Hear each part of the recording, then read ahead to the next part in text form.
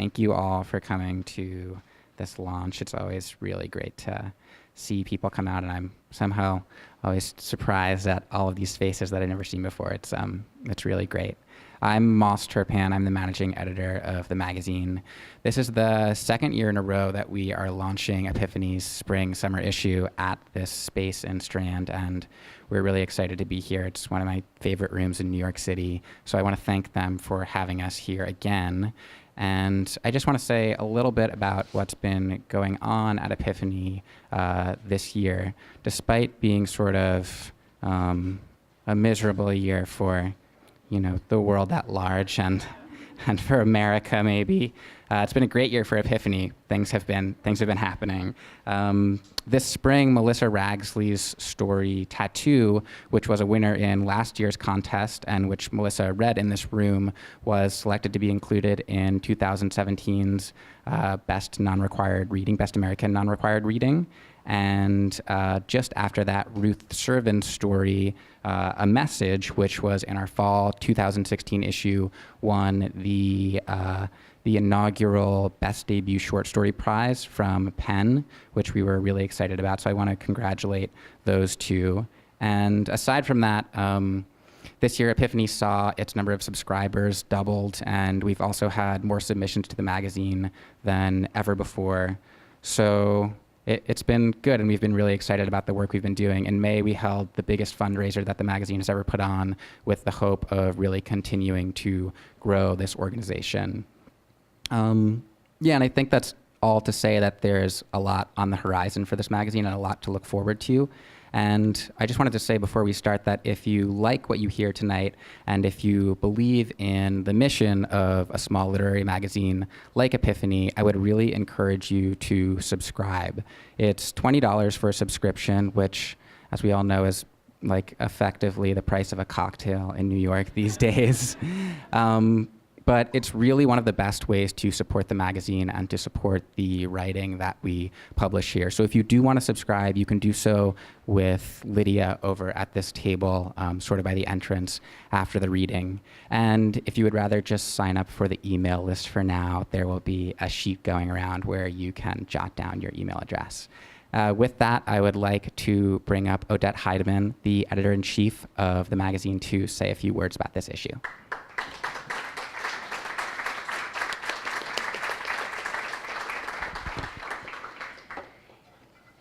Good evening.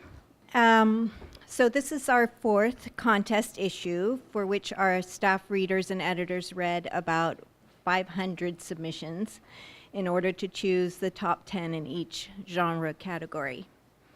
When you read this issue, I encourage you not to skip the writer's process pages, because they give context to the published pieces and underline some surprising takes on current culture: race relations, reproductive challenges, abusive addictions, death, all laced together with those literary staples of vulnerability, despair, and the occasional euphoria. Our judges had both the easiest and the most challenging piece of the action. They read only the top 10 selections in their genres. The hard part was choosing just two, a winner and a runner-up. In the case of work in translation, Ann Goldstein had to think about another layer, the writing itself and also the merits of the translation. And in that case, Jessica Cohen's translation of Yael Neiman's story, Infertility, it was the winner. And Jessica Cohen just won the Man Booker International Prize for David Grossman's book that won this year. So it was a good choice. I'd like to thank all of our judges, and also Sylvie Bertrand, who led the fiction readers, and Arden Levine, who corralled the poetry readers. Our staff readers were tireless, or at least uncomplaining.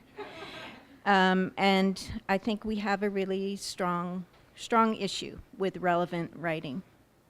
As many of you know, I'm stepping down as editor of the journal. This is my last issue, and I'd like to take the opportunity to applaud my fellow editors who were great to work with: Moss Turpan, Joel Hinman, Christopher Shade, and Willard Cook.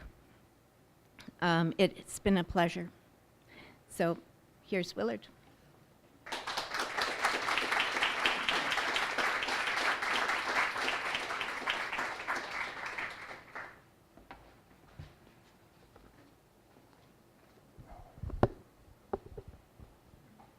Good evening.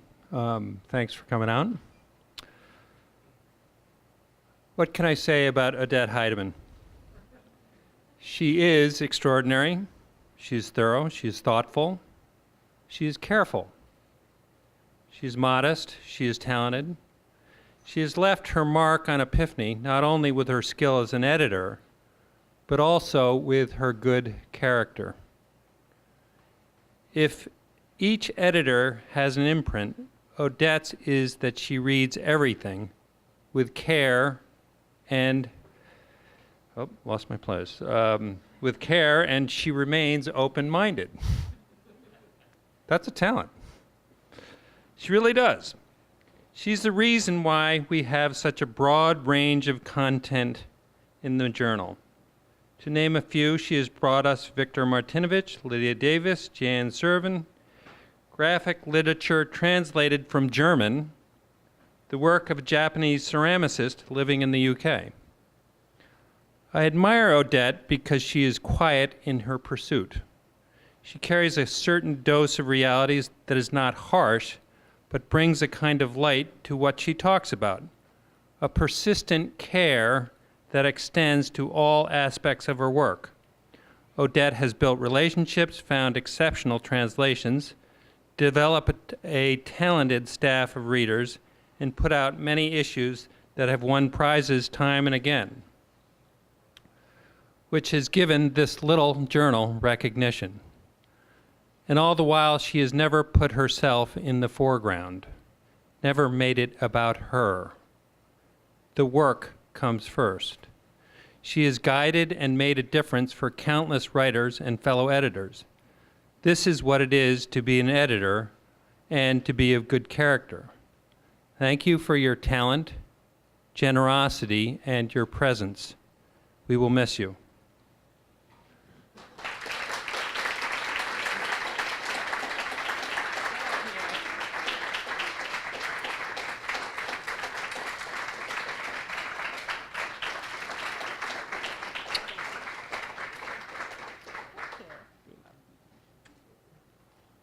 Okay, on with the show.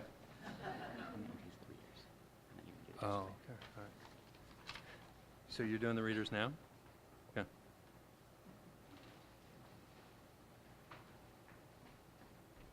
Now on with the show. Our first reader is Nicolas Amadeo, who received a BA in English from Boston University. His story, Strange Boy, which won first prize in our fiction contest this year, was his first published piece of writing. He works on trail building crews in forests throughout New England, and he is currently working on a collection of short stories. Please welcome Nicholas.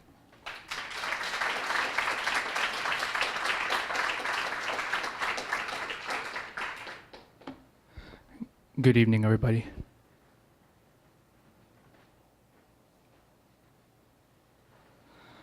Okay. Strange Boy. My son Tim is black, from his little boots to his hair. His t-shirt is filthy, his body slick with mud. The dog is yapping at him like he doesn't belong. He looks at us and cocks his head when Talia asks him why he's so dirty, as if we are the ones just coming in, covered in dirt at 7 in the morning on a Saturday.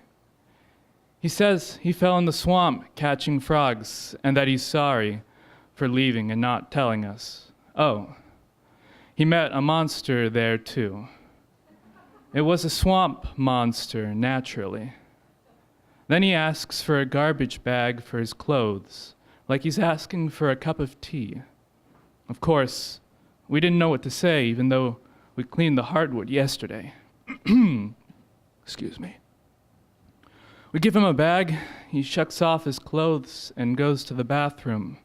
There's a possibility we're both still asleep.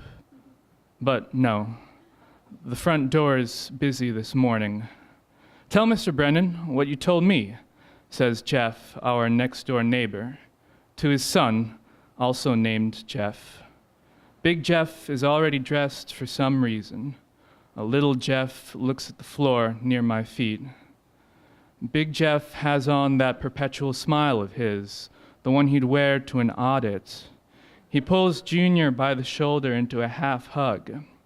You're not in trouble, sport, but you will be if you don't speak up right now, he says, swaying his son with the last words like he were a surly pendulum. It came out all at once. I thought there was nothing wrong. We were catching frogs in the swamp, and it was Riley, I swear. He trapped him in the pipe. The pipe sticks out from the road's embankment and drains rainwater into the swamp. It leads to woodland owned by the town on the other side of the road.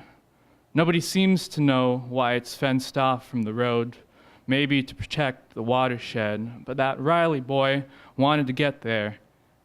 Tim is small enough to crawl in, and he did. We took the sled and trapped him in there. It was just a game, like we were loading a cannon. I'm really sorry, Mr. Brennan. They had him kicking and screaming, maybe running out of air. Maybe they were laughing too. I have a right to be angry, but they're 11-year-olds. Frog catching is an activity, and the prank was the whole point. But then he tells me how Tim just stopped. They heard nothing from him for at least a minute. They just stood there, listening.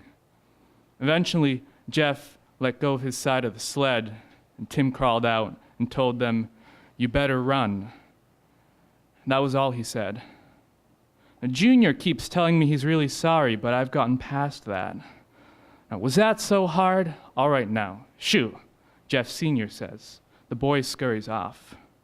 Hey, Don, I'm really sorry about all that, Jeff says.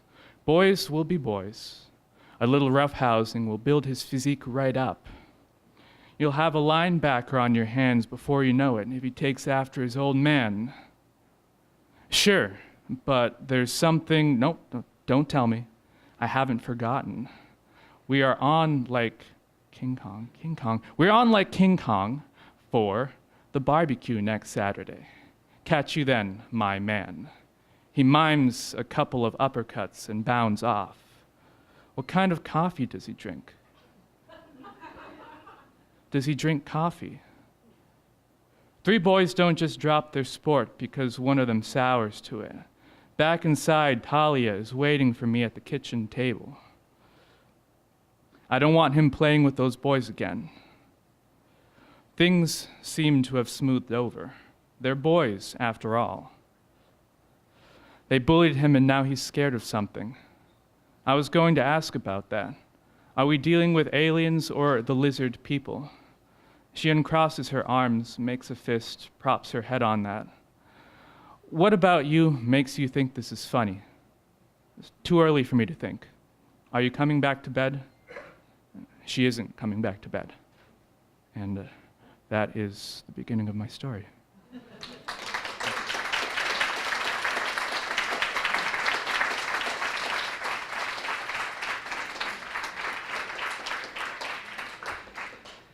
Next, we have Katie Shireen Assef, who is a translator and a writer living in Los Angeles, not far from me. And her translation of Valérie Mérjand's novel Forêt Noire, Black Forest, is set to be published in 2018. That's a different novel than the one she translated by the same author for this very contest. Her translations in prose have appeared or are forthcoming in Drunken Boat, Fence, Joyland, Pank, and Sakura Review, among others. Katie's translation of an excerpt from Valérie Mérjand's novel Citrus was the runner-up in our translation contest.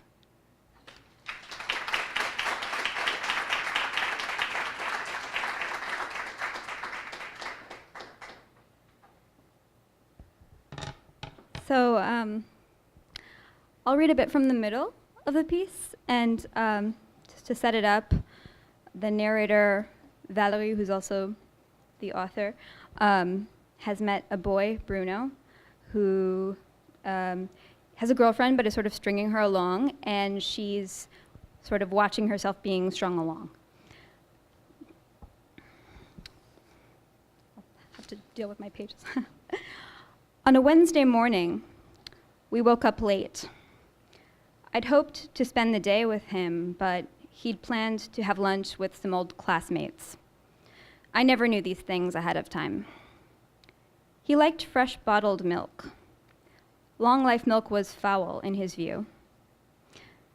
I don't remember what he ate for breakfast. White bread with butter and jam, probably. He bought Président butter in a plastic tub. He drank tea. When I lived on the first floor, I would go buy croissants. He made a ceremony out of everything. Opening the paper bag with the croissants inside, washing his corrective lenses, pouring tea. Most of all, he liked to unwrap packages with extravagant caution. He would pinch the tissue paper with his fingertips and gently pull it from the center outwards. The gesture was so graceful, you would think he was handling a poppy flower. For that matter, the first time I saw him after the festival, he described to me a video in which Paul Armand Guette plays with a plastic lily. He mimed the repetitive finger motions as we sat in a salon de thé on Rue Racine. We were eating strudel. His story made me blush. It completely seduced me. He spoke with a kind of awe of a boy and a girl from his old lycée. They were fairly morbid people. The girl did paintings with cow's blood that she collected in buckets and spread over the canvas with her hands, quickly, before it congealed. The boy made films. He strangled cats on Super 8. Bruno told me they'd met on a bench in the courtyard, where both were making little slashes in their forearms with a box cutter. He explained that this couple had come up with an original system for processing Super 8 film in a garden hose. He was always gesturing as he talked, miming the action of uncoiling a garden hose, lifting the lid off a pot, opening a Big Mac carton. For taste sensations, he would squint his eyes slightly and rub his fingertips together, as if he'd just eaten a puff pastry and was brushing off the flakes. Once, he'd had an epiphany while drinking truffle juice. He spoke to me of his grandmother's cakes, of cookies bought at the market in Les Halles, of La Mère Poulard biscuits. I dreamed one night that we were traveling by train in the company of his girlfriend. She showed him various sorts of cakes in order to attract his attention. Bruno walked alongside her, completely amazed by these marvels. He made little sounds of ooh, ooh, nodding his head. He would often buy sliced liver. At home, he would take the package out of the bag, remove the paper, and stare at the glistening beige beneath. Bruno and his friends went one day to try some brownies at an American-style ice cream parlor.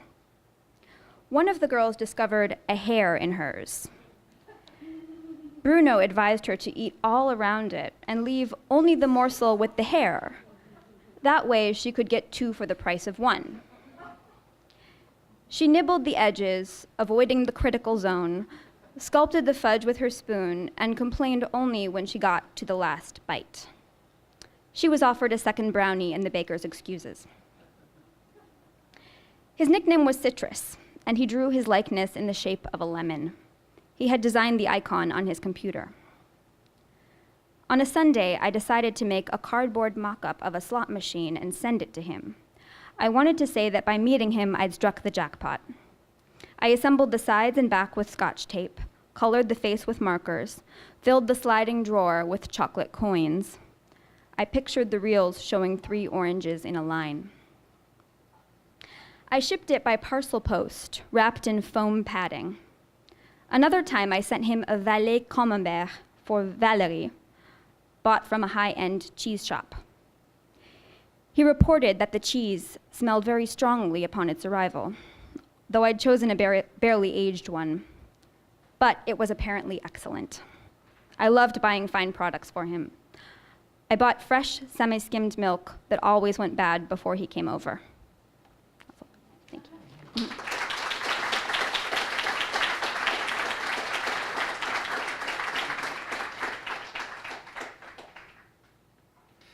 Next, we have Ashish Seth, who has come to us all the way from Toronto, which is really great of him. Ashish is a writer and an educator based in Toronto. He's published a book of science writing that is titled Come On Baby, Take a Chance with Us, Issues in Psilocybin Mushroom Use. A great title for a book of science writing, dare I say. And he's also edited a science writing textbook called Communicating Science. He is currently pursuing an MFA in creative writing at the University of Guelph and working on a novel. Ashish's piece, Paul the Fox, a biographical portrait, which he will read from, was the runner-up in our nonfiction contest. Ashish.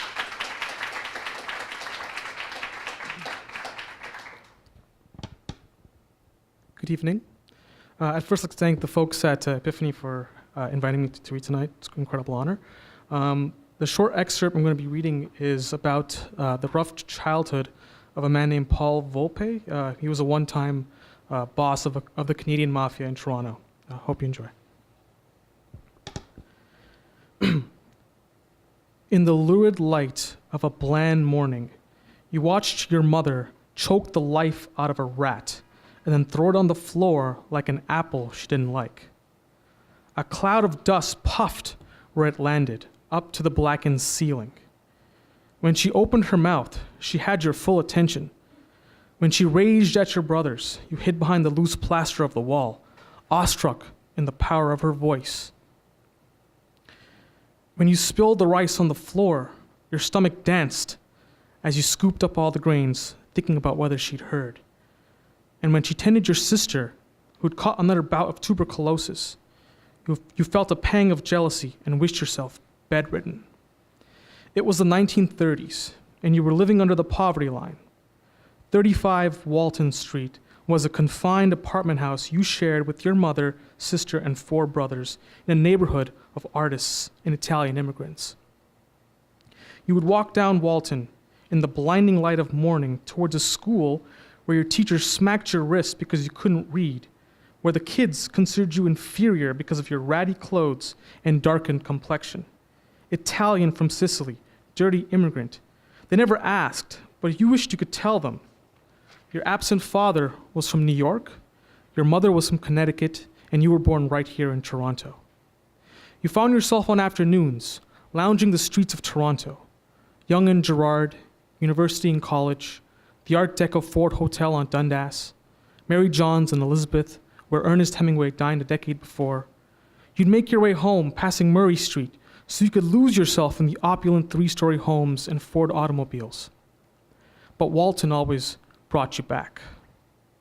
Smelly butcher shops, stalls with fruits and potatoes, cigarettes off truck beds, swarming flies, carrion blood in the gutter, stray dogs.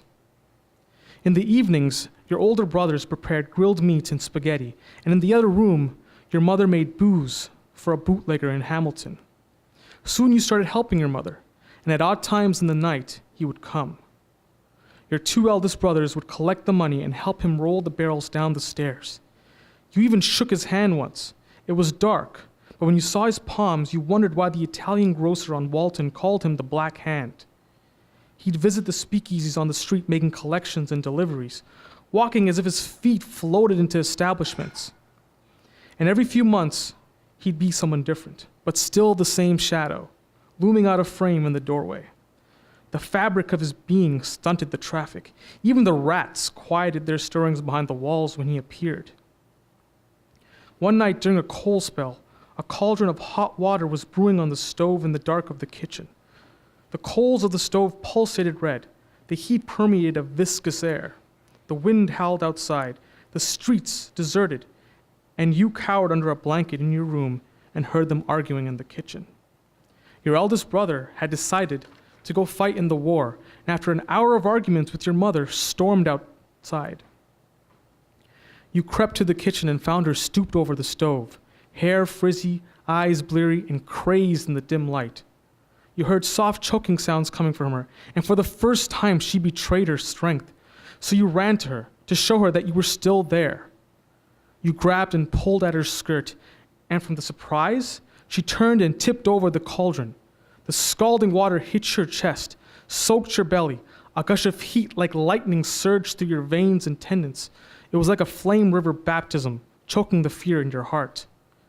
You woke in the hospital with a wound on your belly and an oscillating pain that coursed through your entire body, and a scar that stayed with you for the rest of your life. Thank you.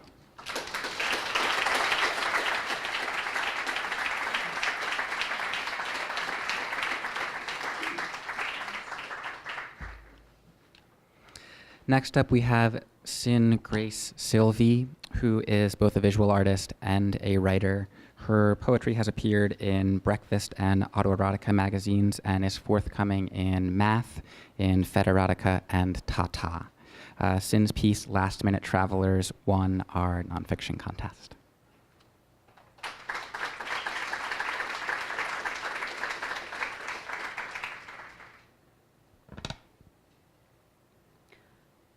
The hotel is in its off-season and eerily empty. On arrival the night before, you commented that it reminds you of the hotel from The Shining, and I agreed. Sitting at the end of a deserted golf course, it is imposing in size, a luminous white apparition in the darkness. Inside, it's all rustic wood and warm lighting. There's a fireplace blazing in the lobby, but the place is freezing. We checked in, and you went up to the room while I headed back outside to park the car and get my bags. I got lost trying to find the room. I wandered through empty corridors that all looked alike. I passed by giant, empty banquet halls with glass walls, dark and beckoning. I passed a storage closet with its door open and a dead Christmas tree within, lying limply on its side. The elevator resembled a closet too. And once its door closed, there was a long moment before it started to climb. And I decided I would probably get trapped inside of it and die. My panic only increased as a telephone on the wall of the car began to spontaneously ring. Just as a door finally opened, a voice emerged from the speaker in the wall. Hello? Hello? Is anybody there? I called you in a panic and demanded the room number. In the light of day, the hotel is no less creepy. Hotels and casinos share that same surreal quality, making it impossible to tell what time of day it is when you are inside. Casinos do so in order to trick you into staying indefinitely. Hotel hallways simply due to the architectural necessity of monetizing their windows. The hotel restaurant does have windows, looking out on the bleak, rainy day. There will be no skiing today, and I am secretly pleased. We take a seat beside one of the large windows, order coffee, eggs. There are no Bloody Marys, or we would order those too. We sit in silence. I stare out the window at the gray day. I stare at the families around us, decked out in their snow gear, optimism radiating off their faces as they eat their pancakes. As is our custom, it is I that tries to stir up some conversation. I can't bear silence, and you are often silent these days, your face etched with that look that I find so unfathomable, never sure whether it means you are angry or bored, or if it just happens to be the look your face assumes when it is resting. My anxiety stirs from its nest and stretches its wings. These days I assume it is the former as opposed to the latter. My need to speak leads me to ask personal questions that, more often than not, irritate you or met by one-word responses that suggest probing any further would definitely irritate you. My need to speak leads me to sharing stories or anecdotes from my life, hoping they will inspire inclined. But recently I have abandoned this strategy. After one night you accused me of having a selfish worldview for doing so. I cannot speak to you about the news or current events because you have made it clear you think my views are not as valid as yours, who clearly has more authority and experience on such matters. In desperation, I have adopted a strategy I learned from my mother, a terrified woman who has spent most of her life living with an angry bear of a man she tries her best not to rile. I search for only the most innocuous subjects, trivial observations that would be next to impossible to be angry about. I essentially begin talking to myself out loud. It is a tactic I abhor, one that sickens me even as I am employing it. But desperate times lead to humiliating measures. Do you think the green growth on that tree is part of the tree? Or a moss that is slowly killing it? Do you think these people are coming in from the slopes or going out? How much do you want to bet my eggs Benedict come out with hash browns instead of the fruit I asked for? I don't know, you say to the first. I don't know, you say to the second. I think it will be fine, you say to the third, and glare at me. You are glaring because the waiter had an impossible accent, and I had to tell him several times what I wanted before he understood what I wanted. So now you're angry with me because you think that I am being racist for implying such a thing, neglecting the fact that I have a father with an impossible accent who often needs to be told something several times before he understands it as well. Our food arrives, and on my plate is fruit instead of hash browns. You give me a wry, cutting, self-satisfied smile. Bon appetit, you say. We go back to the hotel room after breakfast. We take off our clothes, climb back into bed. I know I cannot make the first move, how much it would upset you were I to try, how much it upsets me to try and be rebuffed. So instead, I nestle in close to you, try to seduce you with my proximity without actually touching you directly. I fail. You fall asleep, and I try not to go mad.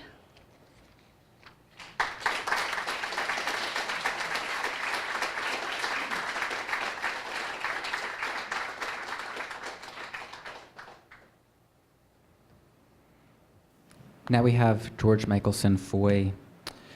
George has published 12 novels, the most recent of which is titled Metal, along with 2 nonfiction books and articles in magazines like Harper's and Rolling Stone, among others. He has been awarded an NEA Fellowship in Fiction, and he teaches writing at NYU. George's group of 3 short stories was the runner-up in our fiction contest.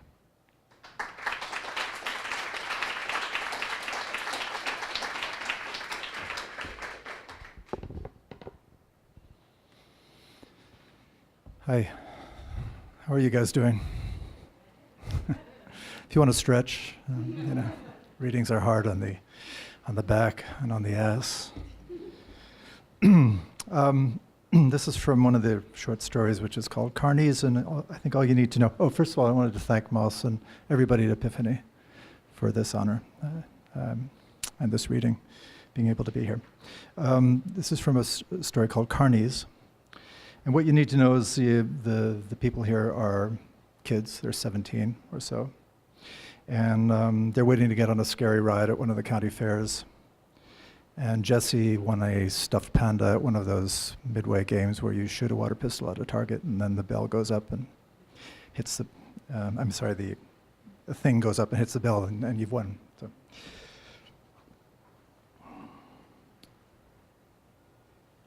He wasn't sure where the next thought came from.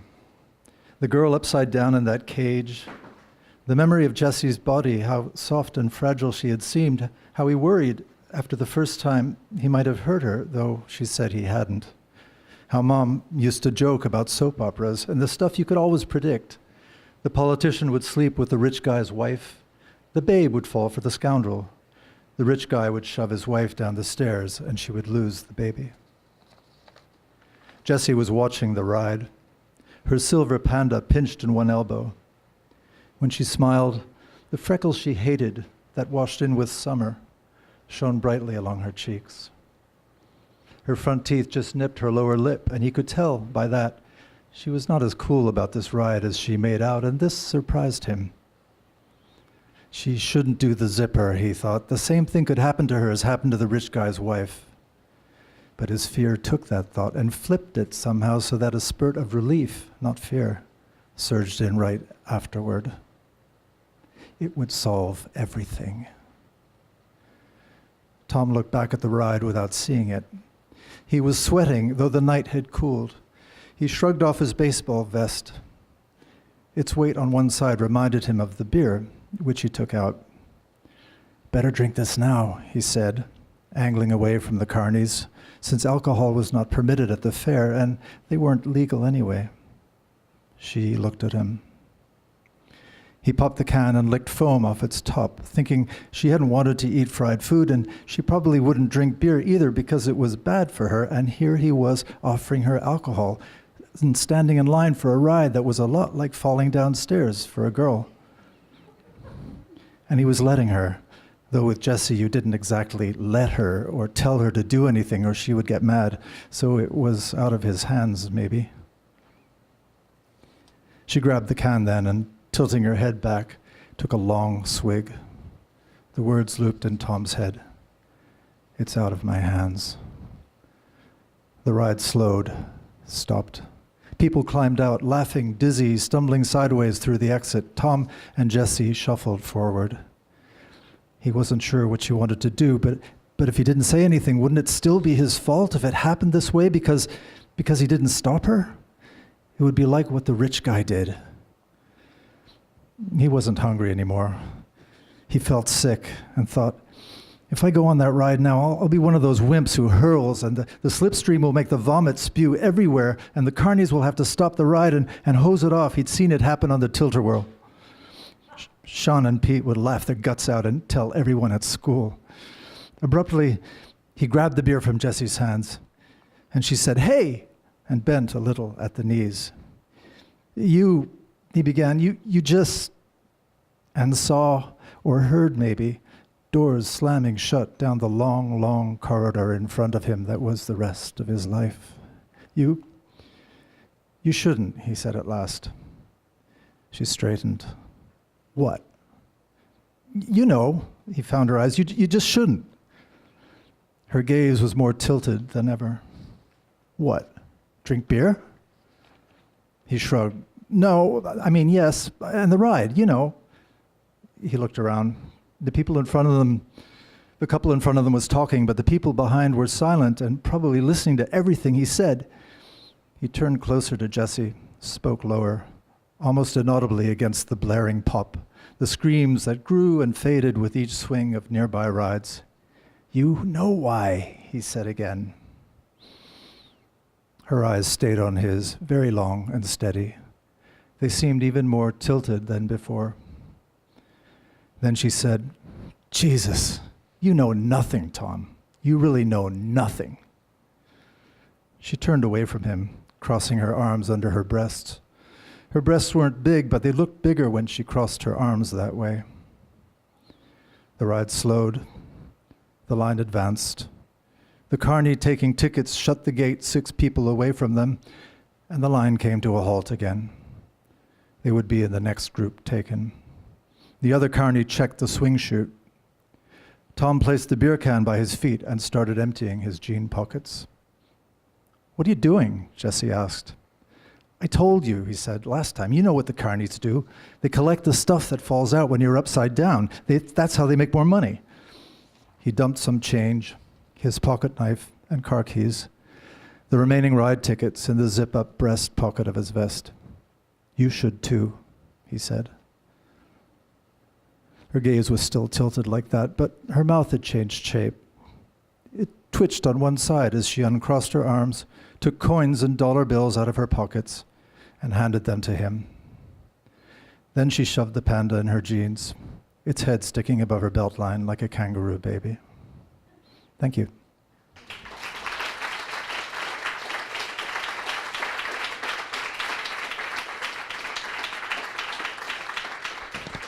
For the last part of this event, we are going to have some of our judges from the contest talk about their process, among other things, and I'm going to bring Willard up here to introduce them.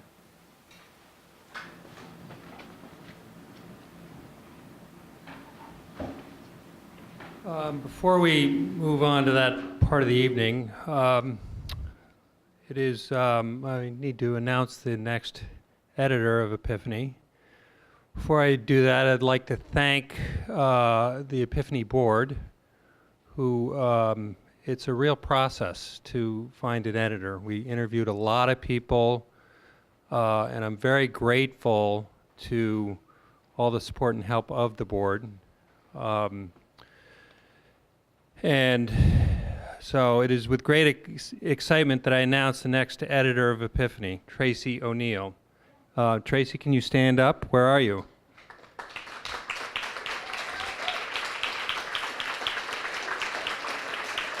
A few words about Tracy. This is her novel, The Hopeful. In the inscription it says, "For the hopefuls." So I think we are in sync here, as those in the business of writing are hopefuls. And that's why I publish Epiphany. In addition to this, what I have learned about Tracy so far, she's a good listener. She's a talented writer, and she has a lot of interesting ideas. That's really all you need to know. We look forward to working with you, and we are going to have a meet and greet in the fall. Now on to our judges. Ann Goldstein is the former editor of The New Yorker. Not the former, excuse me, a former editor. She came to us through my longtime friend and former editor of Epiphany, Jeffrey Gustafson. When we were at work on our first issue together, Gus called me and said, "My boss offered me some work by Elena Ferrante." At the time, Ferrante was unknown, but I had fallen in love with her already and read everything that Anne had already translated. When I got this news, I was dancing around for days. I just want to thank you, Anne, for your generosity. Generosity is the key word here. It has made a big difference in this little journal. The next judge, Saeed Serafizadeh, who judged our nonfiction contest, is the author of the story collection Brief Encounters with the Enemy and the memoir When Skateboards Will Be Free. Well, what I wrote here is I had not met Saeed, but I met him tonight, so I'm glad of that, and I'm glad he's among us. His student at Hunter, Jen Liu, who's on the Epiphany board, described him as a teacher of great enthusiasm and generosity, who pushed students to consider real-life concerns, such as how to make a living and how to create a writing schedule. He's a man who supports emerging writers. Again, the word is generosity. And I guess Patricia Smith is not here. Okay. Finally, there's Joel Hinman, who's Epiphany's editor at large. Joel is in this issue. I'm peddling this issue. Not only is Joel in this issue, Odette is in this issue. Jeffrey Gustafson is in this issue. Liz Macklin is in this issue. This is the all-star issue of Epiphany. This is some good stuff. And Elena Ferrante. Joel has some serious writing chops, but more than that, his biggest credential is that he is a kind and generous man. Thank you, Joel. Okay, so take it away.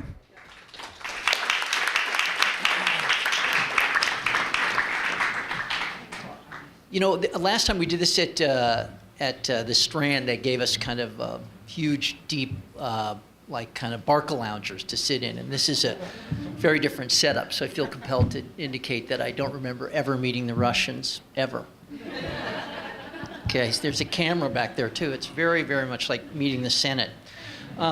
You know, the reason that we're talking with our judges this evening is because all of us wonder, as fledgling writers, what is it that people consider great writing? When does it work? When doesn't it work? And maybe we could even find out why. And I joined Epiphany partially because they accepted my story and I still didn't know why. So I thought I should start reading and try and see what's going on with this, and have been doing that ever since, and really recommend it to anyone who is a writer. It's incredibly important to watch a story go through the process, to watch it be edited, to watch the care that goes into it, and to see it kind of cross the finish line. And I think that process, as I've been grateful enough to watch with Epiphany, has always been educational. So anyway, with that said, I kind of, Ann, I wanted to start with you, and I'm kind of figured we'd be talking to Patricia Smith tonight. Usually you're more intimidated by a poet, by asking them. But in your case, I read these pieces and I loved them, and I realized that they were good translations, and then I couldn't say anything more. Like, I know that I'm seeing something good, but I don't know why. And I find translation with the overleaf of an additional language so mystifying that I'm just wondering what your process is or what you thought. Well, it is very mysterious, as a matter of fact. I think it's hard to say when you're judging a translation. It's true, there's two levels on which you're judging. You're judging the story itself or the book itself, and you're judging the language. I mean, you're sort of, in some ways, you're paying even more attention to the language than if you were just judging something that had been written originally in English, because you could kind of, I think you can, sort of relax into the fact that this person is writing in English and is a writer, let's say, and knows the language. I mean, you might like some writing and not others. Anyway, with translation, I think it is more complicated. I actually recently talked to one of the judges of this year's Man Booker Prize, and he said the same thing. He said it's very difficult, but that in the end, he simply judges it as a piece of writing without considering the fact that it's translated. I'm not sure I can make that, I can put that all together myself. So, I don't know, that's part of it. One of the things that I love that Jessica said in her opening was that she talked about what you don't do. And that was really interesting to me because it was, of course it's obvious now that you say it, but that it's restraint, that you don't try and show off as the translator. And that seemed really key to me. I kind of like that. Well, I mean, as a translator, I do think that's incredible. That's very true if you're a good translator. I mean, after all, the translator is like the invisible part of the equation or of the product. In some ways, it's sort of like being an editor or a copy editor. You're not, you do, what you do is invisible or should be invisible. And I think, I mean, sometimes translators think that they're the writer, which I don't agree with. I'm not the translator isn't the writer. What that means in the final result, I don't know exactly, but I do think that it is a question of restraint, of not putting, well, I don't know. I mean, I guess it depends on the translator. I think some translators probably find it hard not to put themselves overtly into the writing. I mean, I don't find that hard because of my years of training at the New Yorker. Right. Perhaps. But also, you've taken a couple of authors and translated almost all their work, and I would imagine after a while, that is a voice that you're hearing so clearly that initial process of restraint or overindulgence disappears, and you kind of know beforehand. Yeah, I think that's probably true. But again, I mean, I just find so much of this, in a sense, mysterious. It's when I've tried to. Maybe some of you heard me speak about translation. And I've tried to analyze, like take a paragraph that I translated and analyze it, like why did I make this decision, why that decision? And many of the decisions you can understand, you can see the history of them and why you made this decision. But many of them are just mysterious. You just say, why did I do that? So it's kind of interesting. Now, and is the rewriting process just as extensive? I would imagine. Do you go through in translation? Yeah, absolutely. I mean, I make lots of drafts. Again, because you're making, I mean, it's kind of a funny process because you're, I mean, the writer chooses a word in his or her language that is the word that that writer wants. The word has many connotations, nuances. You're never going to find a word that has the same connotations and nuances in the language into which you're translating.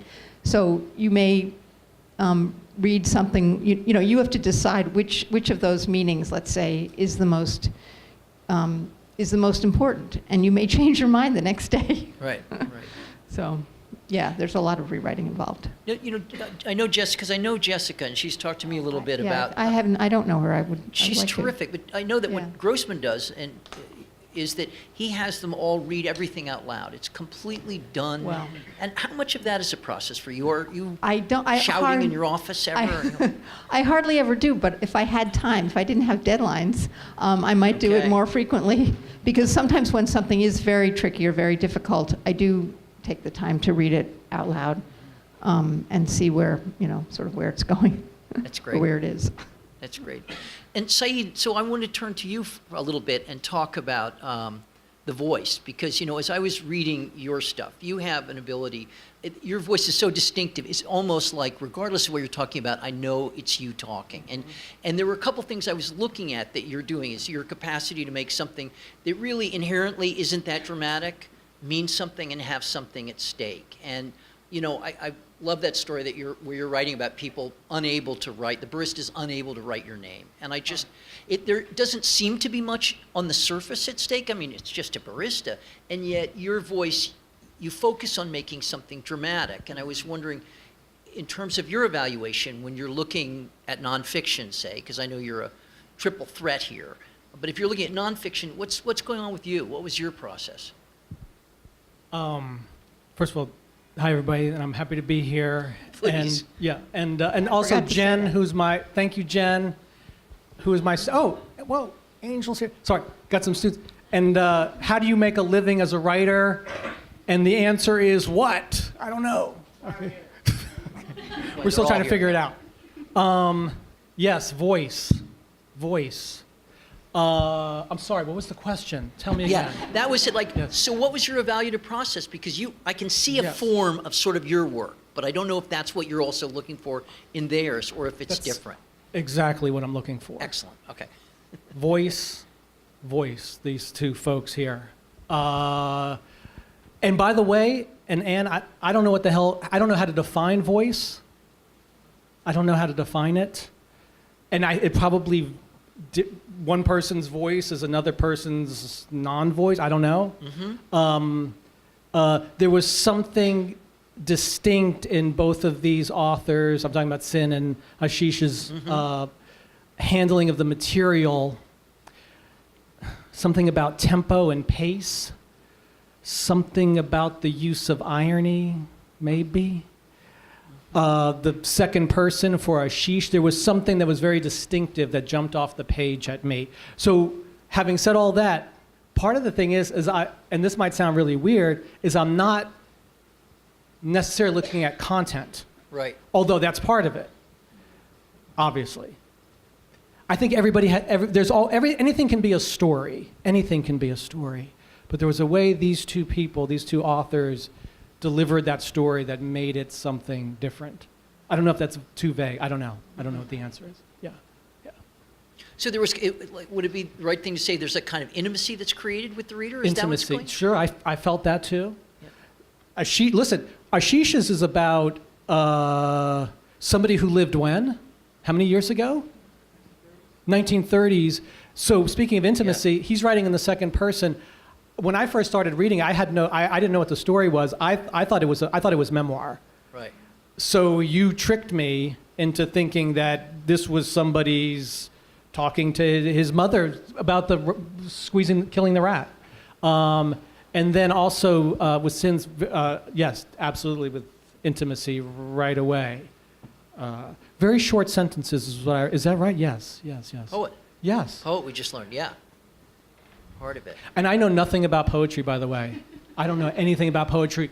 And I wish I did, because I would love for my students, when I teach memoir or even fiction, for them to work with poetry, to borrow some of those techniques, whatever those techniques might be. I don't know. Now, Saeed, is it when you're teaching memoir versus fiction, is your approach that different, or is it still just voice and like, is it? It's not different. It's not different. Yeah. And I know my students over there, they're like sick of me saying this, but I really try to impress upon them there's no difference between fiction and memoir. But now having said that, I'm not talking about James Fry, where we're making shit up. I'm talking about that the idea is that you are still trying to craft a story that's going to interest a reader who doesn't know anything about you and doesn't really care about you until you make them care.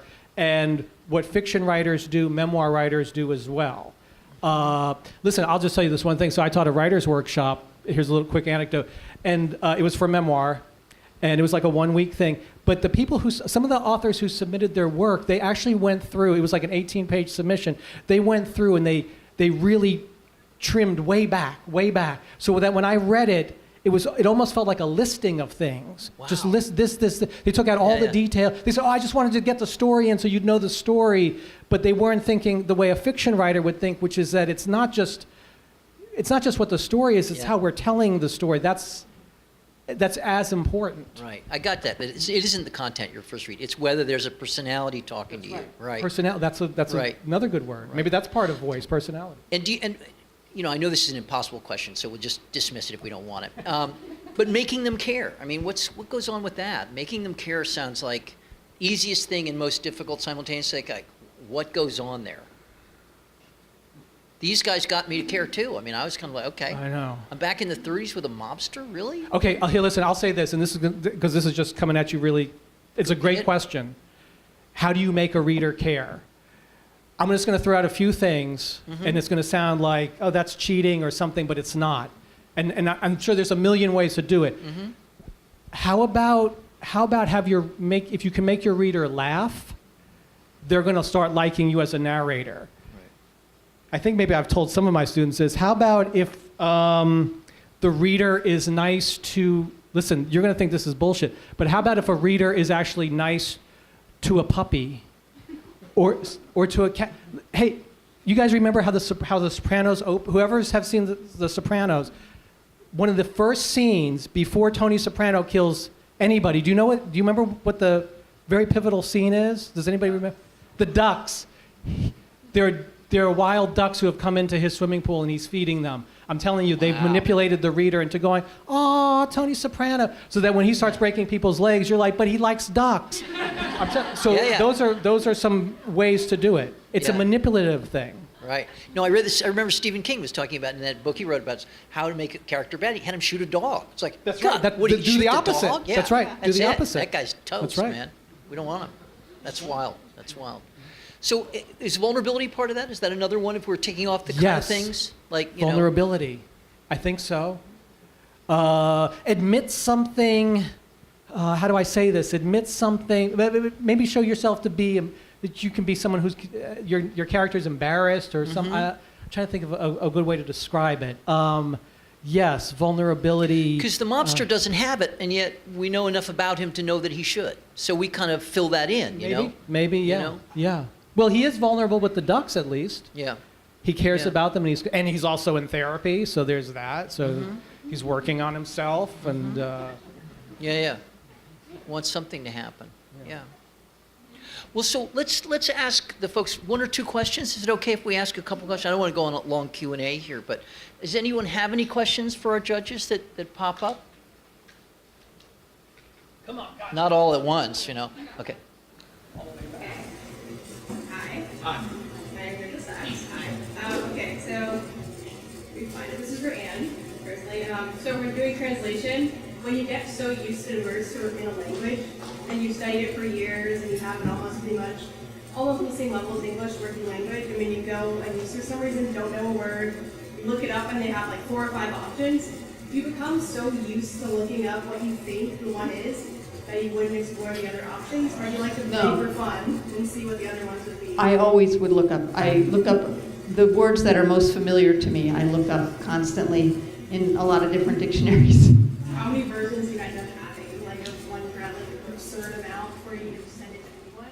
Yeah. I mean, well, maybe not absurd, but. Oh, no, and yeah, I mean, it's fun except when you can't solve the problems.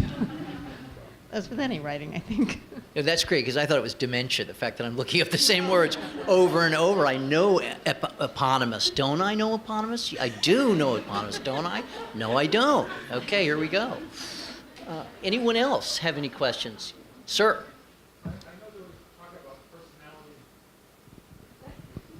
I was Wow. just shoved a microphone in my There face. you go. Oh my God. Welcome to the band. Oh Lord, that was scary. The question, I was just wanted to ask a little more about voice. So I heard distinctiveness and personality. So as a beginning writer, what any ideas on how, from your perspective, how I could make myself feel more distinctive and more personable than I already am?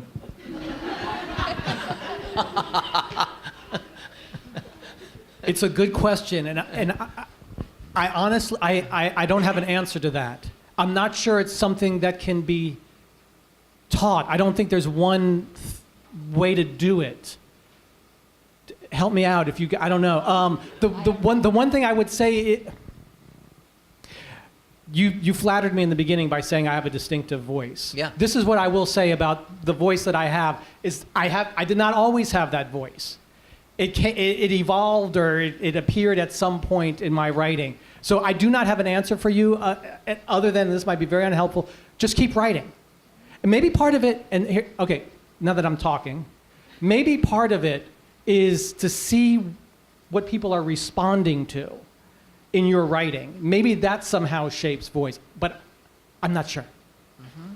No, I think I don't know, but I think your first piece of advice is what I would say is just keep writing and see what emerges. And then also, just to put this out there, am I right to say that not every writer has a voice, right? And that's okay too. Well, I think some people try and hide it. It became very popular for a while to be so neutral, that Yeah, we that's just true. wouldn't wear it. Like, oh my God, if you saw that there was a voice, you would somehow be giving away the farm, and so they would become utterly neutral. I don't find it that compelling, but I think that was a trend for a while. And some of the metafiction stuff tries to disturb the notion of voice, of like, that's a voice, no, it's not a voice, sorry, we tricked you, those are things that are tried. I mean, I think what's exciting right now is that everything's going on. We're not settling in for one style anymore. As we use, the phallocrats are gone. It's not all going to be magic realism. I mean, I think that's what's exciting. When we saw this issue, is that there's just, even in the translations or in the nonfiction, very different styles. And I think one of the things we try and do at Epiphany is be non-denominational, is to say anything goes. Let's just see what happens and be open to it. And then also just how do you know that you don't have a voice?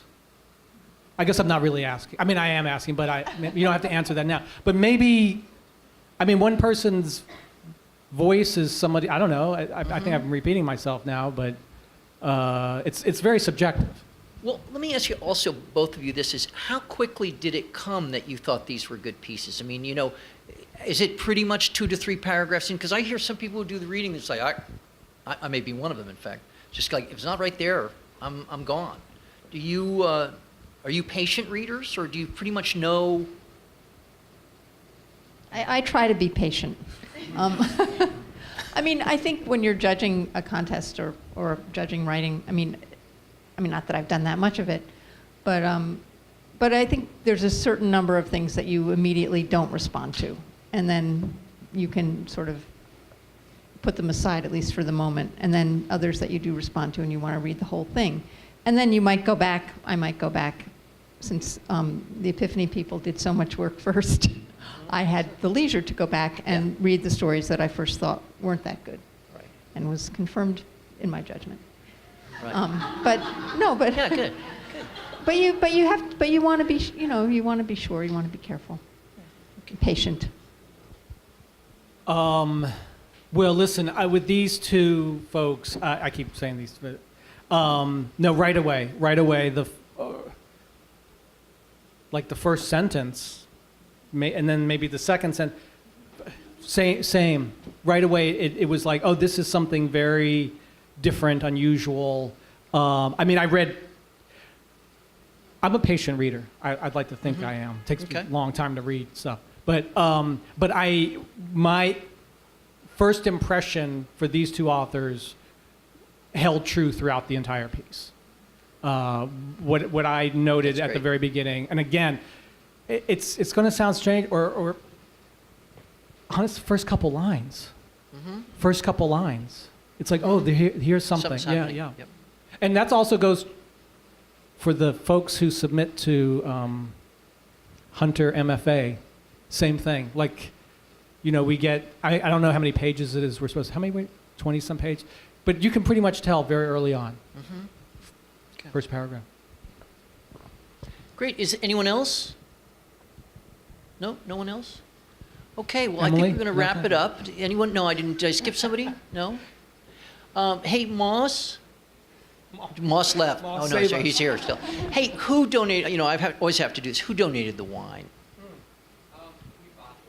Oh, we did? I had this whole thing about how the donation exceeds the NEA budget for next year, and now you blew my joke. Okay. Well, listen, everybody. Thank you all for coming tonight and listening to our readers and our, as Willard said, our very generous judges to take time not only after their reading, but to share their wisdom about what they do. And again, Odette, we so miss you already. Here's to Odette. Anyway, thank you all.